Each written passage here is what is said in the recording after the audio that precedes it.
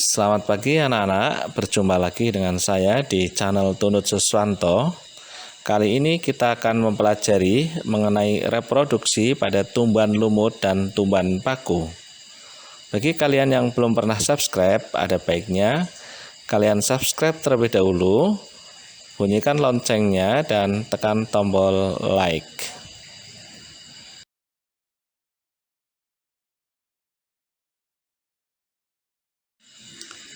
Baiklah, akan kita mulai dengan materi pertama, reproduksi tumbuhan lumut atau yang disebut dengan Bryophyta.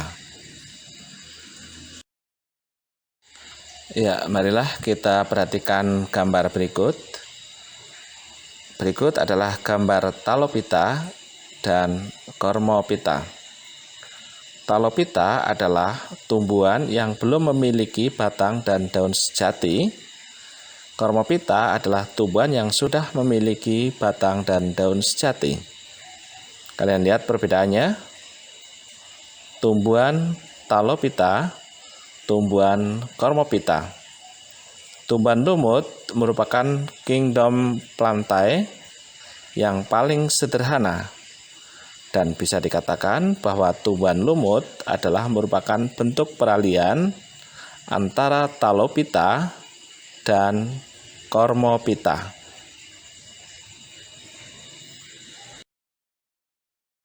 Kemudian kita perhatikan yaitu ciri-ciri tumbuhan lumut.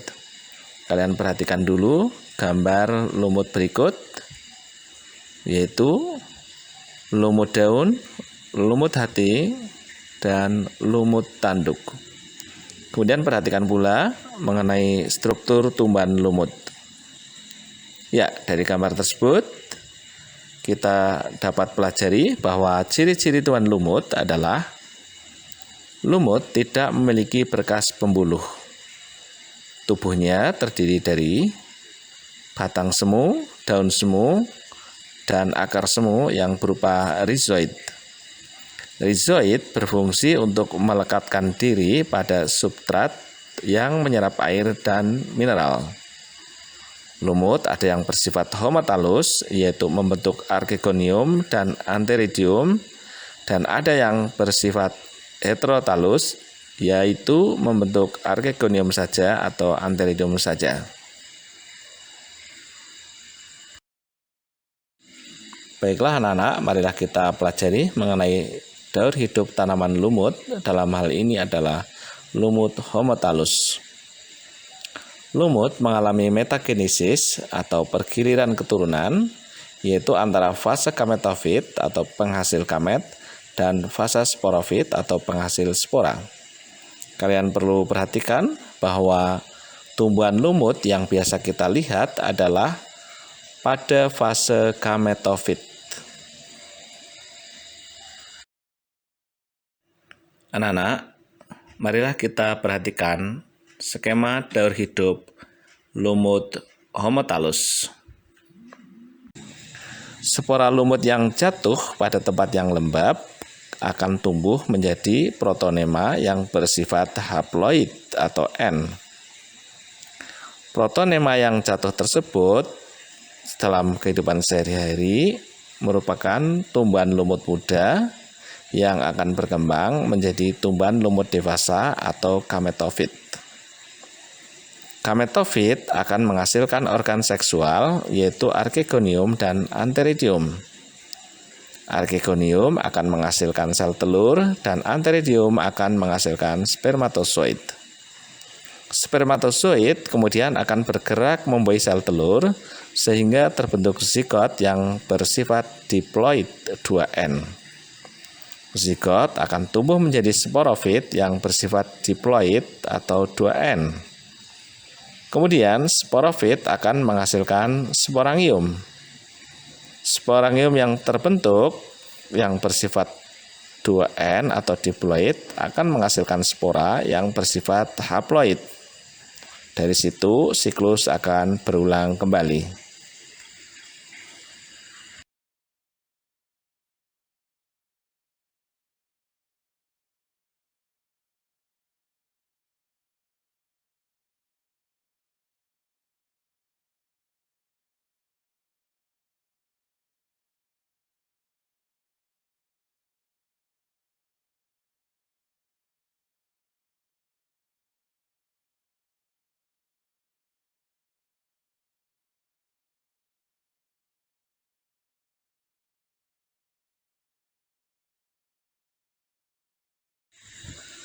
Baik anak-anak, perhatikanlah gambar berikut.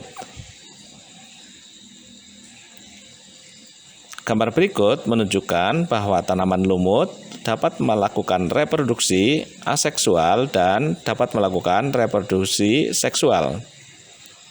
Reproduksi aseksual pada tanaman lumut yaitu melalui pembentukan kuncup atau gemai. Kemudian reproduksi aseksual berikutnya yaitu bahwa tanaman lumut dapat melakukan fragmentasi. Fragmentasi terjadi ketika tumbuhan lumut melepaskan sebagian tubuhnya, kemudian akan tumbuh menjadi individu baru. Perhatikan kembali skema reproduksi seksual dan aseksual tanaman lumut berikut.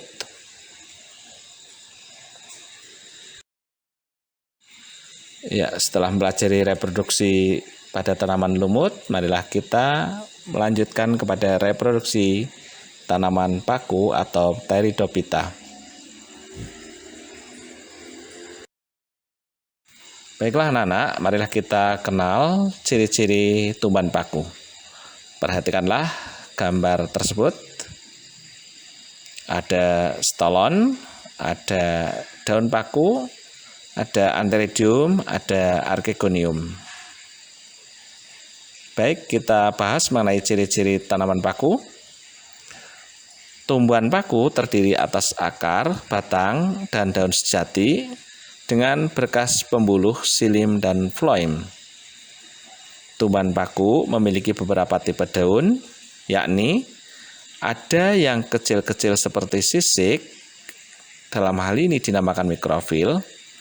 Ada yang besar, dalam hal ini disebut makrofil. Ada pula daun yang menghasilkan spora, dalam hal ini disebut sporofil. Dan ada pula daun yang hanya untuk fotosintesis, yaitu tropofil. Tumbuhan paku dapat hidup di air, dapat hidup di tempat yang lembab, dapat menempel pada tumbuhan lain atau epifit, dan dapat pula pada sisa-sisa tumbuhan lain. Ya, masih pada ciri-ciri tumbuhan paku. Perhatikan gambar tersebut. Ada sorus, ada sporangium, ada indusium, ada spora. Spora pada tumbuhan paku terbentuk di dalam sporangium. Kumpulan sporangium dinamakan sorus. Sorus muda seringkali dilindungi oleh selaput yang dinamakan indusium. Berdasarkan tipe spora yang dihasilkan, tumbuhan paku dibedakan menjadi 3, yaitu paku homospor, yaitu paku yang menghasilkan satu macam spora. Paku heterospor, yaitu paku yang menghasilkan spora betina berukuran besar dinamakan megaspora, dan spora jantan yang berukuran kecil dinamakan mikrospora. Kemudian paku peralihan, yaitu paku yang menghasilkan satu macam spora namun berbeda jenis kelamin. Baik, selanjutnya kita akan bahas mengenai daur hidup tanaman paku homospor. Perhatikanlah tabel berikut. Tumbuhan paku mengalami metagenesis antara fase gametofit dan fase sporofit. Tumbuhan paku yang biasa kalian lihat adalah ada pada fase sporofit.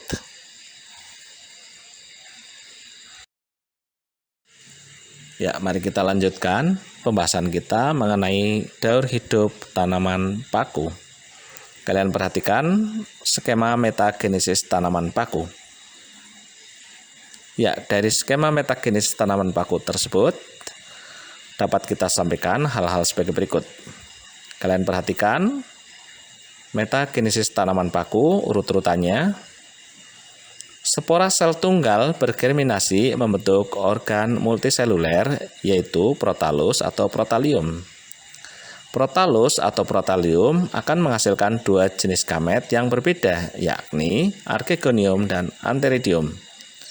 Archegonium akan menghasilkan ovum atau sel telur, dan antheridium akan menghasilkan spermatozoid.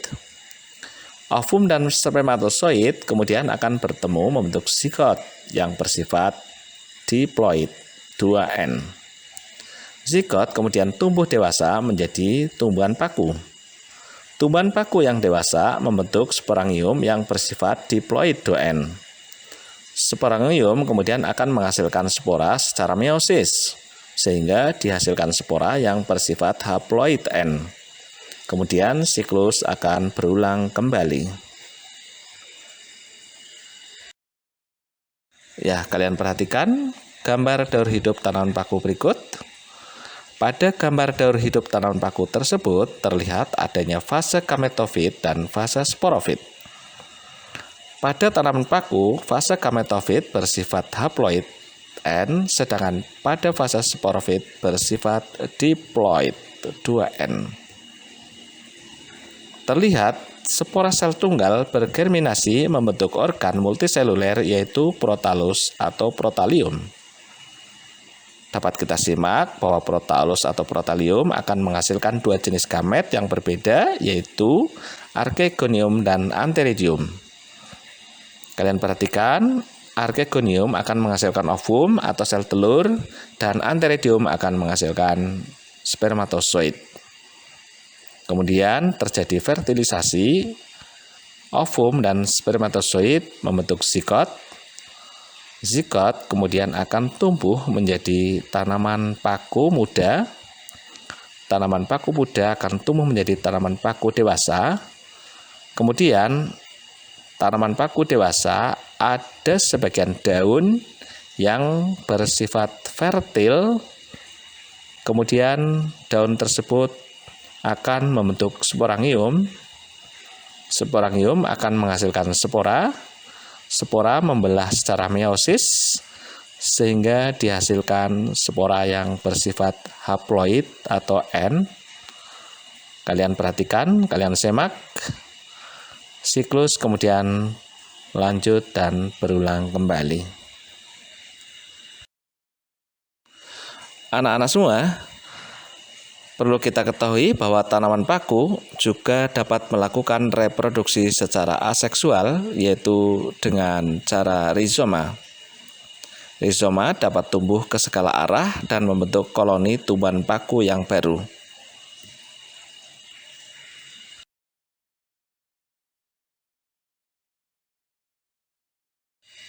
Baik anak-anakku yang hebat, kita telah mempelajari daur hidup tanaman lumut dan tanaman paku, reproduksi tanaman lumut dan tanaman paku. Semoga bermanfaat. Salam sehat. Tetap semangat belajar. Sampai jumpa lagi di kesempatan mendatang. Assalamualaikum warahmatullahi wabarakatuh.